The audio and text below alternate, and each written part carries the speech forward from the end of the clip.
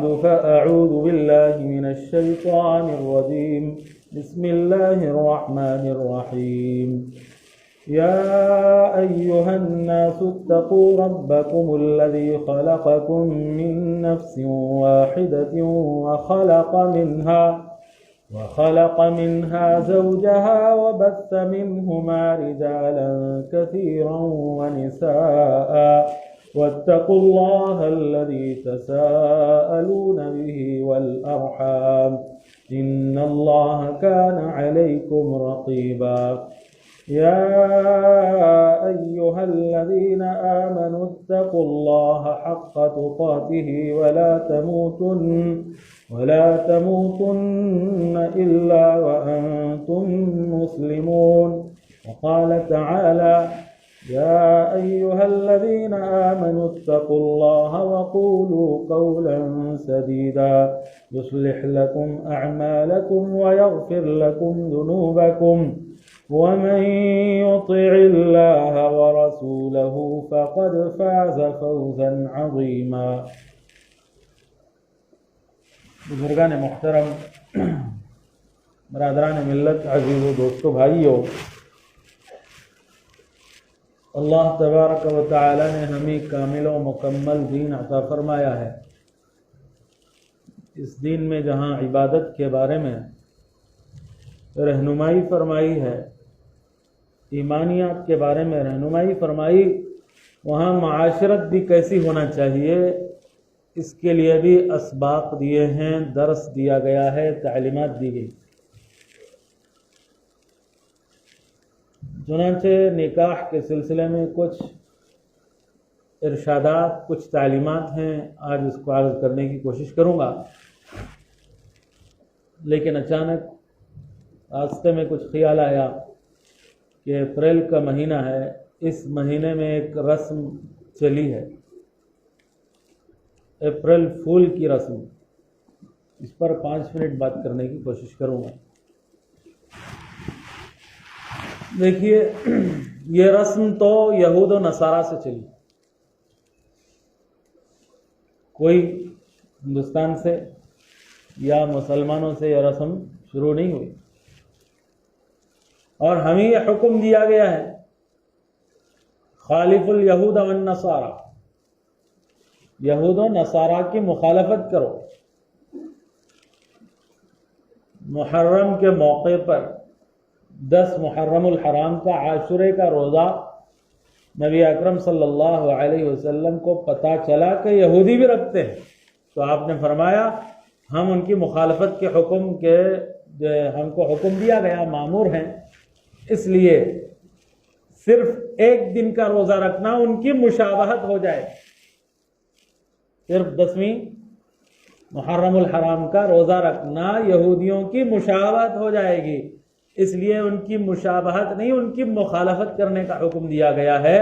اس لیے ہم کو یہ چاہیے کہ 9ویں تاریخ کا یا 11ویں تاریخ کا 10ویں تاریخ کے ساتھ ملا کر روزہ رکھنا چاہیے۔ جب روزے رکھنے میں جو عبادت ہے اس میں مشابہت کو برداشت نہیں کیا گیا تو یہ غیر ضروری چیز میں، اور وہ بھی جھوٹ اور دھوکے اور مذاق میں، کیسے ہم یہود و نصارہ کی موافقت کر سکتے ہیں، ان کی اتباع کر سکتے ہیں، ان کی مشابہت کیسے اختیار کر سکتے ہیں؟ ہمیں مشابہت کے لیے، ہمیں پیروی اور اتباع کے لیے کامل و مکمل دین نبی اکرم صلی اللہ علیہ وسلم کا ملا ہے۔ لوگ کہتے ہیں کہ تفریحی طور پر کر لیں تو کیا حرج، نوجوان لڑکے اور لڑکیاں یا کوئی اور گھر کے افراد تفریحی طور پر ایک دوسرے کو خوش کرنے کے لیے کہہ لیں تو کیا حرج۔ نبی اکرم صلی اللہ علیہ وسلم کے پاس ایک بوڑھیا عورت آئی اور کہا یا رسول اللہ صلی اللہ، دعا فرمائیے اللہ مجھے جنت نصیب فرمائے۔ حضور صلی اللہ علیہ وسلم نے ارشاد فرمایا بوڑھے لوگ جنت میں داخل نہیں ہوتے، تو رونے لگے۔ پھر حضور صلی اللہ علیہ وسلم نے فرمایا تم بھی بڑھاپے میں جنت میں نہیں داخل ہوگی، بلکہ تم کو جوان بنا کر کے جنت میں داخل کیا جائے گا۔ تو ذرا تکلیف بھی ہوئی اور پھر فوراً بشارت بھی سنا دی، پھر جو خوشی ہوئی اور زیادہ ہو گئی۔ تو یہ مزاح ہے، یہ تو حضور صلی اللہ علیہ وسلم نے بھی فرمایا۔ آپ دودھ لے جا رہے تھے، کسی نے پوچھا آپ اونٹ کا دودھ پیتے ہیں؟ فرمایا میں اونٹ کا دودھ نہیں پیتا۔ پھر یہ تو اونٹنی کا دودھ ہے، اونٹ کا نہیں۔ اچھا، یہ تو اس طرح مزاح آپ بھی فرمایا کرتے تھے۔ لیکن یاد رکھیں، حضور صلی اللہ علیہ وسلم کی پوری زندگی میں 2-3 مرتبہ اس طرح مزاح کے واقعات ملتے ہیں۔ مزاح کی اجازت جو دی گئی ہے چند شرائط کے ساتھ، مذاق کی اجازت چند شرائط کے ساتھ دی گئی ہے۔ پہلی شرط یہ کہ جھوٹ نہ ہو، دوسرے یہ کہ دھوکہ نہ ہو، تیسرے یہ کہ قلیل بہت کم ہو، کبھی کبھی کثرت سے مذاق کرنا بھی آدمی کے وقار کو ختم کر دیتا ہے، اور چوتھے یہ کہ کسی کو تکلیف نہ ہو، جھوٹ نہ ہو، دھوکہ نہ ہو، بہت کم ہو، قلیل کبھی کبھی، اور کسی کو تکلیف ہرگز نہ ہو۔ اور آخری بات یہ ہے کہ اس میں غیروں کی مشابہت نہ ہو۔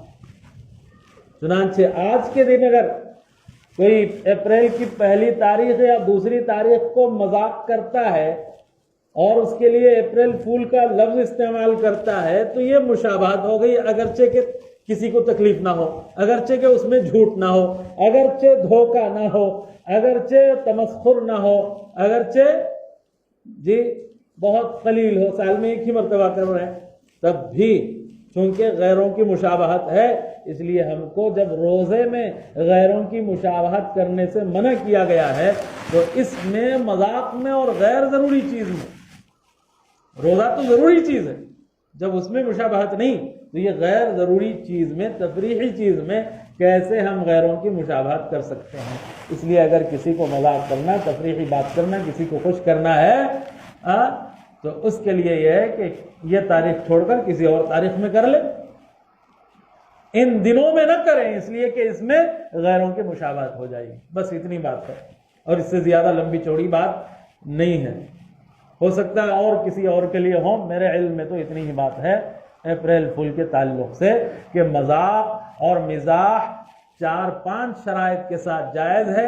ایک یہ کہ جھوٹ نہ ہو، دوسرا دھوکہ کسی کو نہ دیں، کہ جیسے آپ دھوکہ دے رہے ہیں کہ مٹھائی کا ڈبہ لا کر دے دیا، وہ تو خوش ہو گیا کہ کچھ ہے، لیکن کھولا تو اندر کاغذ ہی کاغذ ہے، یا اس میں لکھا ہوا اپریل فول ہے، تو یہ کیا ہو گیا؟ دھوکہ ہو گیا، اور وہ مشابہت بھی ہو گئی یا جھوٹ بھی ہو گیا۔ زبان سے نہ بھی ہو تو جو صورت حال سے تو آپ کیا کر رہے ہیں؟ زبان حال سے، زبان قال سے تو نہیں جھوٹ بول رہے، لیکن زبان حال سے تو وہ جھوٹ ہو گیا۔ یا یہ کہ نہیں ہم تو ایسا نہیں کرتے، اوپر کے ڈبے میں اپریل فول لکھتے ہیں لیکن اندر اور کھولیں گے تو مٹھائی ملے گی، تاکہ شروع میں تکلیف ہو، بعد میں ان کو خوشی ہو۔ ٹھیک ہے، اگر تکلیف نہ بھی ہو، اس میں دھوکہ اور جھوٹ نہ بھی ہو، تب بھی مشابہت ہو گئی غیروں کی، اس لیے یہ کام کسی اور وقت کر سکتے ہیں آپ، اور اپریل فول کا لفظ استعمال کرے بغیر۔ کیوں؟ یہود و نصارہ کی ہم کو مشابہت کرنے سے منع کیا گیا ہے، مخالفت کرنا ہے، اور کسی کو تکلیف نہ ہو اس سے۔ تمسخر، جیسے ہم مجلس میں بیٹھے ہیں، کسی ایک آدمی کو مذاق کا اور تمسخر کا نشانہ بنا لیا اور اسے کتنی بھی تکلیف ہو، ہم دوسروں کو مزہ آ رہا ہے، ایسی چیز بھی جائز نہیں۔ چند لوگوں کو مزہ آ رہا ہے ایک کی تکلیف میں تو یہ تکلیف جائز نہیں ہے۔ المسلم من سلم المسلمون من لسانه ویدہ، مسلمان وہ ہے جو کسی مسلمان کو نہ ہاتھ سے، نہ زبان سے، نہ قلم سے، نہ کسی بھی چیز سے، نہ اشارے سے تکلیف دے سکے۔ مسلمان تکلیف نہیں دیتا۔ تو پہلے یہ مشہور تھا کہ اگر کسی راستے سے کوئی راستے میں گزرنے والا دیکھتا کہ تکلیف دینے والی چیز یہاں پڑی ہے تو یہ اندازہ لگاتے کہ آج صبح سے کوئی مسلمان اس راستے پر سے نہیں گزرا، اس لیے تکلیف دینے والی چیز یہاں پڑی ہے۔ اگر مسلمان گزرتا تو تکلیف دینے والی چیز یہاں نہ رہتی۔ کتنے اپنے بزرگوں کے واقعات ہیں۔ کہ ٹرین میں سفر کر رہے تھے، ایک انگریز یا ایک کوئی جینٹل مین گئے اور استنجا خانہ دیکھ کر کے بہت گندا تھا، واپس آ گئے۔ تو ہمارے حضرت تھے بہت بڑے حضرت مولانا حسین احمد مدنی رحمۃ اللہ علیہ، انہوں نے دیکھ کر کے پہچان لیا کہ یہ کیوں نہیں گئے استنجا خانہ۔ وہ گئے، جا کر کے اپنے ہاتھوں سے صاف کیا بیت الخلاء جو ٹرین کا اتنا گندا، وہ اس زمانے میں آج سے 70 سال پہلے کا واقعہ غالباً۔ تو اس وقت حضرت نے صاف کیا، اپنے ہاتھوں سے صاف کر کے فرمایا کہ آپ جا سکتے ہیں۔ جا کر دیکھا تو واقعی صاف۔ ہاں، اس جیسے لوگ اگر ہمارے ملک میں، اس ملک میں ہوں تو یہ ملک کبھی جو ہے پیچھے نہیں ہٹے گا، تنزلی نہیں ہوگی۔ اس جیسے لوگ کثرت سے ہوں تو بہت قلیل ہے، بلکہ ریئر، قلیل تو بھی بہت کم، ایک دم تو شاذ و نادر۔ اس لیے کسی کو تکلیف بھی نہیں دینا چاہیے، بلکہ دوسروں کو راحت پہنچانا چاہیے۔ میں بار بار کہتا ہوں، اخرجت للناس یاد کر لیں، کنتم خیر امت کے بعد کیا فرمایا؟ تم بہترین امت ہو، اخرجت للناس، لوگوں کو نفع پہنچانے کے لیے تم کو نکالا گیا ہے، پیدا کیا گیا ہے، بھیجا گیا ہے، نہ کہ نقصان پہنچانے کے لیے، تکلیف دینے کے لیے۔ بہرحال تو میں نے کہا تھا کہ 5 منٹ کے لیے اس پر روشنی ڈال کر اپنی بات پر آؤں گا کہ جہاں شریعت میں عبادت کے بارے میں تعلیمات ہیں، وہاں معاشرت کے بارے میں بھی تعلیمات ہیں، نکاح کے بارے میں بھی تعلیمات ہیں۔ چنانچہ اللہ تعالیٰ کا ارشاد ہے، وَأَنكِحُوا الْأَيَامَ مِنكُمْ وَالصَّالِحِينَ مِنْ عِبَادِكُمْ وَإِمَائِكُمْ إِن يَكُونُوا فُقَرَاءَ يُغْنِهِمُ اللَّهُ مِنْ فَضْلِهِ۔ سورہ نور کی آیتیں ہیں۔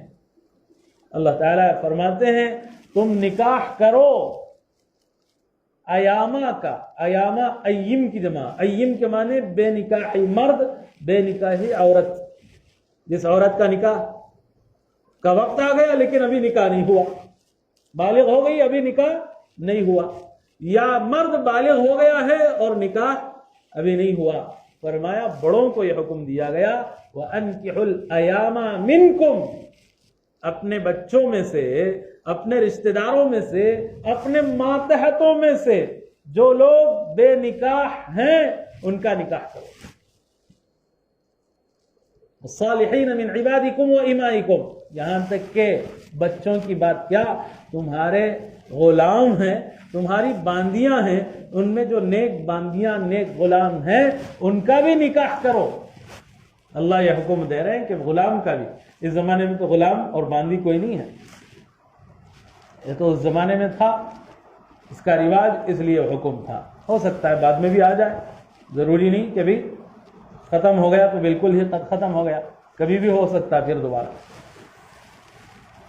تو تمہارے باندیوں، تمہاری باندیوں کو بھی اور غلاموں کو بھی دیکھو کہ بے نکاحی ہیں تو ان میں سے جو نیک ہیں ان کا نکاح کرو، اور اپنے بچوں کا بھی نکاح کرو۔ پھر آگے فرمایا إِن يَكُونُوا فُقَرَاءَ يُغْنِهِمُ اللَّهُ مِنْ فَضْلِهِ، اگر وہ فقیر ہیں یعنی محتاج ہیں، یا یہ تمہیں ڈر ہے کہ وہ اپنے گھر نہیں چلا سکتے، اپنا گھر نہیں چلا سکتے، اپنی بیوی کو، اپنے بچوں کو وہ دیکھ بھال نہیں کر سکتے، ان کی روزی روٹی کا انتظام نہیں کر سکتے، تو اس کی فکر کرنے کی ضرورت نہیں۔ یغنیہم اللہ من فضلہ، نکاح کی برکت سے اللہ تعالیٰ انہیں غنی بنا دے گا اپنے فضل سے۔ یہ اس لیے اللہ نے کہا کہ اللہ کو معلوم ہے، ازل سے اللہ کا علم ہے کہ کچھ لوگ کچھ زمانے میں ایسے بھی پیدا ہوں گے جو یہ سوچیں گے کہ بیٹا ابھی کچھ کما نہیں رہا ہے جی، یا یہ کہ بیٹی کے لیے ابھی جہیز جمع نہیں ہوا ہے، ابھی نکاح کر دیں گے تو حالات آئیں گے، یا یہ کہ جس کے ساتھ میں نکاح کرنا چاہ رہا ہوں میری بیٹی کا، وہ ابھی کبھی ذہن میں ہوتا ہے نا کہ رشتہ داروں میں سے کہ فلاں کا بیٹا اس سے نکاح کر دیں گے، انتظار میں رہتے ہیں اسے کوئی اچھی جاب لگ جائے تو تب نکاح کریں گے، یا اچھا اس کا بزنس جی پروان چڑھ جائے تب اس کے ساتھ بیٹی کا نکاح کریں گے۔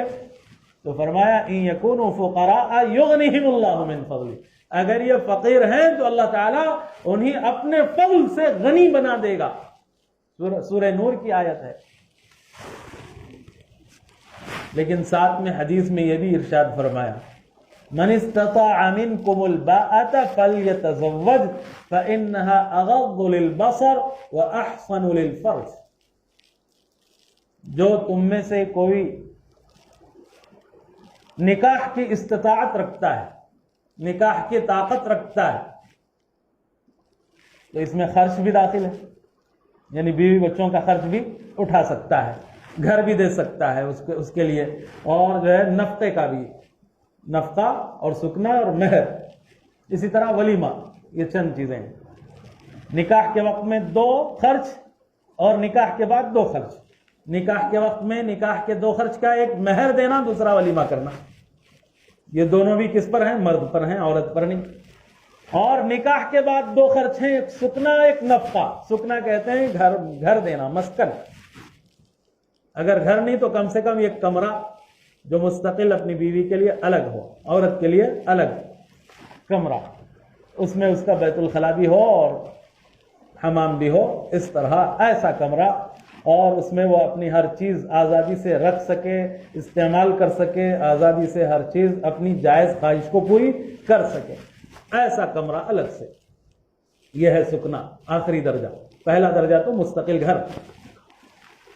اور پھر نفقہ, یعنی بیوی کا خرچ, بچے ہو جائیں تو بچوں کا خرچ, یہ سب مرد پر ہے. تو جو من استطاع منکم الباءة, جو اس کی طاقت رکھتا ہے, تو فرمایا اس کو چاہیے نکاح کرے. فلیتزوج فإنها اغض للبصر, اس لیے کہ یہ آنکھوں کو جھکا دینے والی, نگاہوں کی حفاظت کا ذریعہ ہے نکاح. وأحسن للفرج, اور شرمگاہ کی حفاظت کرنے والی چیز. اور حدیث میں آیا ہے صاحب, اس لیے کہ انسانی تقاضا ہے, بشری تقاضا ہے, چاہے وہ جتنا بڑا ولی ہو جائے, انسانی تقاضا ہے, اسے کھانا کھانا پڑتا ہے نا, اس طرح یہ بھی ایک تقاضا ہے. اگر آپ نے اس کا انتظام نہیں کیا کہ حلال کھانا مل جائے, تو وہ کہاں جائے گا؟ حلال کھانے کا انتظام نہیں کریں گے اپنے بچوں کے لیے تو کیا کریں گے؟ حرام میں پڑیں گے. تو اس طرح اس کے لیے بھی حلال راستے کا آپ نے انتظام نہیں کیا تو وہ کیا کریں گے؟ حرام راستے کی طرف جائیں گے. آج کتنے نوجوان جا رہے ہیں, کتنی نوجوان لڑکیاں جا رہی ہیں, مسلمان تو مسلمان غیروں کے ساتھ جا رہی ہیں. وجہ کیا ہے؟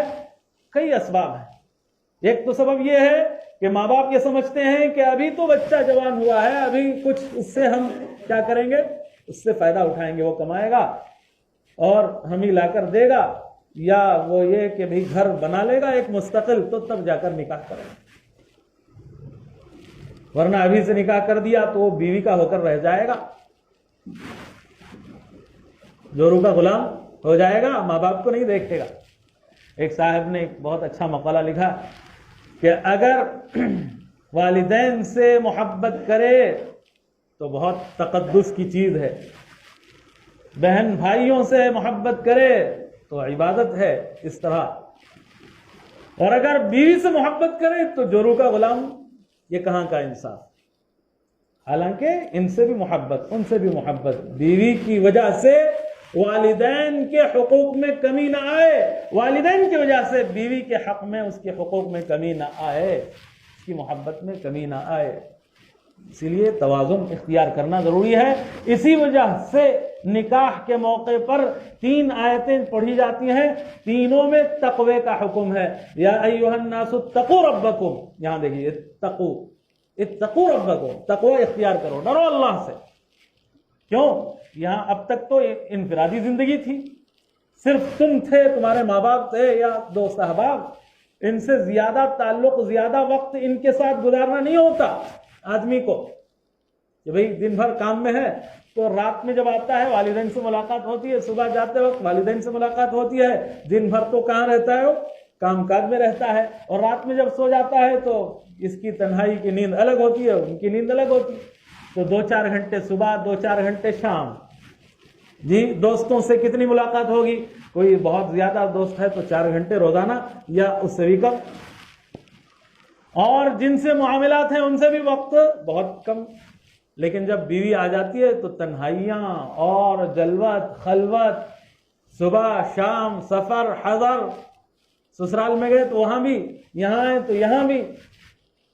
اس لیے فرمایا تقوی اختیار کرو، کہیں بیوی کے حق کو مار نہ دو، یا یہ کہ بیوی کی جیسے والدین کے حقوق میں کمی نہ آ جائے. اتقوا ربکم یا ایھا الناس اتقوا ربکم الذی خلقکم، اس رب سے ڈرو جس نے تمہیں پیدا کیا. وخلق منها زوجها، ساتھ میں تمہاری بیوی کو بھی اللہ نے پیدا کیا.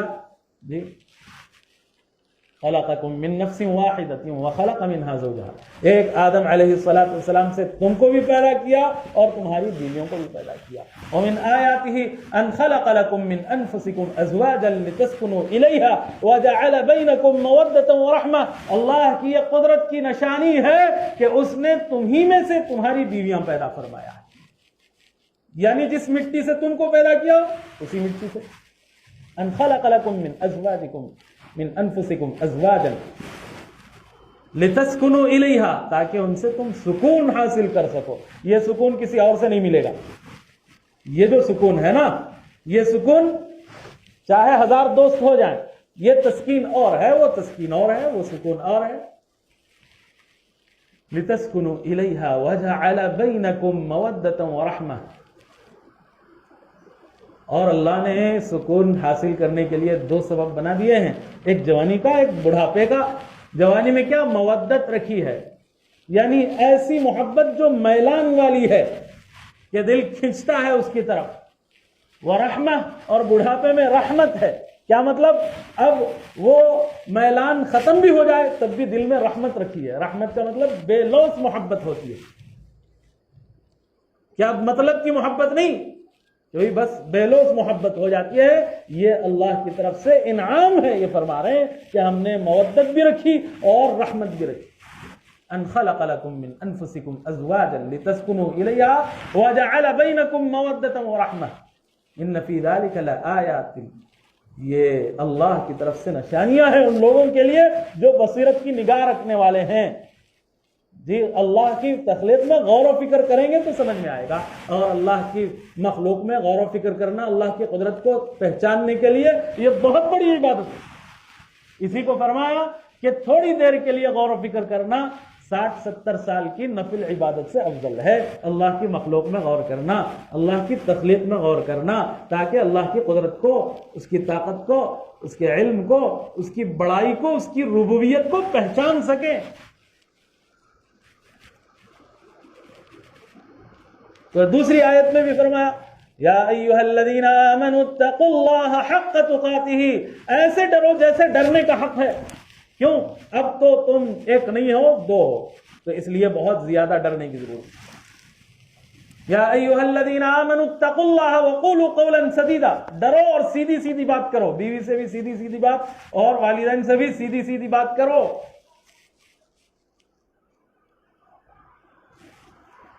اور پھر یہ کہ نکاح کے وقت میں بھی اللہ سے ڈرو.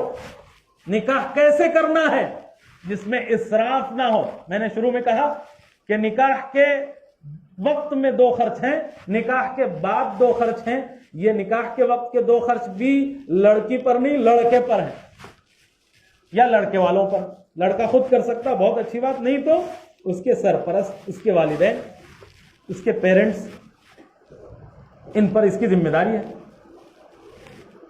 کیا ہے کہ ایک ولیمہ ہے اور دوسرا مہر ہے. مہر کے اگر کوئی آدمی دیکھیے بیوی خود کہہ رہی مجھے مہر نہیں چاہیے، تب بھی اللہ کا اور شریعت کا یہ حق ہے. شریعت کا حق ہے. یہ لڑکی نکاح کے وقت میں کہے کہ مجھے لڑکے سے بس نکاح چاہیے، اس سے مہر نہیں چاہیے، یہ نہیں ہو سکتا. مہر کی کم سے کم مقدار 10 درہم ہے، اتنی تو ہونا ہی ہے. اس سے کم اس کے آگے وہ معاف کر سکتی ہے، لیکن 10 درہم سے کم میں نکاح نہیں ہو سکتا. یہ شریعت کا حق ہے. اور زیادہ سے زیادہ کی کوئی مقدار متعین نہیں کی گئی ہے، لیکن احسن یہ ہے، بہتر یہ ہے کہ جتنی طاقت ہے یہ دونوں کو دیکھا جائے کہ عورت کی شرافت کیا ہے اس کے اعتبار سے بھی، اور مرد کی طاقت کیا ہے، لیکن ذرا تکلیف سے دے سکے. بہت آسانی سے دے دے اتنا بھی نہیں، ذرا تکلیف، 1 مہینہ 2 مہینہ انتظار کر کے دے سکتا ہے، یا 1 مہینہ 2 مہینے پہلے ہی سے جمانا پڑے گا، اتنا دے سکے، اتنا مہر متعین کرنا چاہیے۔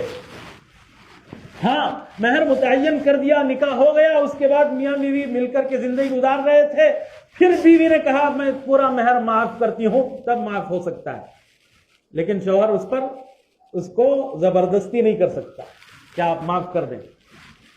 ہاں وہ خوشی سے معاف کرنا چاہے بعد میں معاف ہو سکتا ہے، لیکن نکاح کے وقت میں تو مہر دینا، مہر کی بات ہونا ہے، اس میں کوئی چھوٹ نہیں ہے۔ اور دوسرا خرچ ولیمہ ہے، اور ولیمہ بھی صرف مرد پر ہے، اس کے علاوہ کوئی اور خرچ، کوئی اور ضیافت، کوئی اور دعوت نہیں ہے، نہ نکاح کی دعوت کہ بھئی یہ عورت پر ہے، لڑکی پر ہے، لڑکی والے اتنے لوگوں کو کھلائیں گے، یا اس سے پہلے شکرانہ ہوگا، اس سے پہلے ہلدی ہوگی، اس سے پہلے یہ رسم ہوگی۔ یہ سب رسوم اور رواج کی وجہ سے آج نکاح مشکل ہو گیا، جو حلال راستہ تھا وہ مشکل ہو گیا، تو حرام راستے آسان ہو گئے۔ جب حلال کھانا آپ اس کا راستہ مشکل کر دیں گے تو کیا ہوگا؟ آدمی حرام کھانے کی طرف جائے گا۔ اس طرح یہ بھی انسانی تقاضا اور بشری تقاضا ہے، اس وجہ سے اگر حلال راستہ مشکل کر دیا جائے تو حرام راستہ کیا ہو جائے گا؟ آسان ہو جائے گا۔ آسان کرنے کے لیے چاہے جائے کہ غیر بھی کوشش کر رہے ہیں، دشمنان اسلام کی یہ کوشش ہے کہ کسی نہ کسی طرح کیا ہو جائے، ہر لائن سے یہ حرام راستے آسان ہو جائے۔ اور یہ وہ صاف کہتے ہیں کہ یہ جو آپ حیا جس کو کہتے ہیں، یہ حیا نہیں ہے، یہ اصل میں یہ کیا کہتے ہیں، اس کو ایک بیماری کہتے ہیں۔ وہ حیا کو کیا کہتے ہیں؟ بیماری، یعنی عورت حیا اور پردے میں رہے، اس کو انگریز بیماری کہتے ہیں۔ یہ حیا نہیں ہونا چاہیے۔ وہ بے حیائی کو وہ کیا کہہ رہے ہیں کہ یہ نارمل چیز یہ ہے کہ بے حیا رہے، نعوذ باللہ۔ حالانکہ فطرت پر اللہ پیدا کرتے ہیں، کل مولود یولد علی الفطرہ، ہر بچے کو اللہ تعالیٰ فطرت پر، فطرت اسلام پر پیدا فرماتے ہیں۔ اس لیے لڑکی کو آپ حیا نہ بھی سکھلائیں تب بھی وہ فطرتاً حیا میں کیا ہوگی؟ حیادار ہوگی، پردے میں رہنا چاہتی ہے۔ لیکن الا ان ابواہ یحودانہ، مگر اس کے ماں باپ اسے کیا کرتے ہیں؟ یا تو یہودی بنا دیتے ہیں، او ینصرانی ہی، یا نصرانی بنا دیتے ہیں، او یمجسانی ہی، یا مجوسی بنا دیتے ہیں۔ یعنی جیسا ماحول ہوتا ہے، جس ماحول میں رشتہ داروں میں جو ماحول ہے بے حیائی والا ہے تو وہ بھی بے حیا بن جاتی ہے۔ اور اگر وہ ماحول نہ دیں، آپ کسی جنگل میں جا کر رہ جائیں، آپ حیا کی تعلیم نہ دیں، تب بھی بچے میں اور بچیوں میں فطرتاً حیا کا اللہ تعالیٰ نے مادہ رکھا ہوا ہے، تو حیادار ہوتی ہیں۔ اسی طرح دیندار، جنگل میں کوئی بچہ پل رہا ہے، اس کی تربیت نہ بھی کریں تب بھی وہ فطرت اسلام پر پیدا ہوتا ہے۔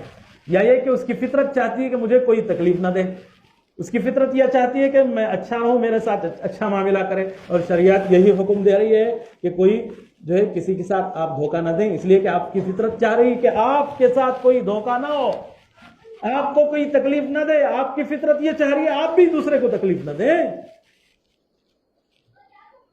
آپ کی مذمت نہ کریں، آپ چاہتے ہیں تو آپ بھی دوسروں کی مذمت نہ کریں۔ جو یہ فطرت آپ کی چاہ رہی ہے، اسی فطرت کے مطابق آپ زندگی گزاریں، یہ ہے شریعت۔ اللہ ہمیں سمجھنے کی توفیق عطا فرمائے۔ اسے اور بھی بہت سی باتیں تھیں، بس اتنا یہ کہ یہ جہیز جوڑے اور رسم و رواج، شکرانہ، ہلدی، اس جیسی رواجوں کی وجہ سے آج ہمارا کیا ہو گیا حال کہ جائز راستہ مشکل ہو گیا اور ناجائز راستہ آسان ہو گیا، زنا آسان ہو گیا ہے۔ اللہ تعالیٰ سے دعا فرمائیں کہ اللہ ہمیں سمجھنے کی توفیق عطا فرمائے۔ حدیث میں آیا اعظم النکاح برکتاً ایسرہ مؤونتاً، سب سے عظیم برکت والا نکاح وہ ہے جس میں ہلکا سے ہلکا خرچ ہو۔ اللہ تعالیٰ عمل کی توفیق عطا فرمائے۔ وآخر دعوانا ان الحمد للہ رب العالمین۔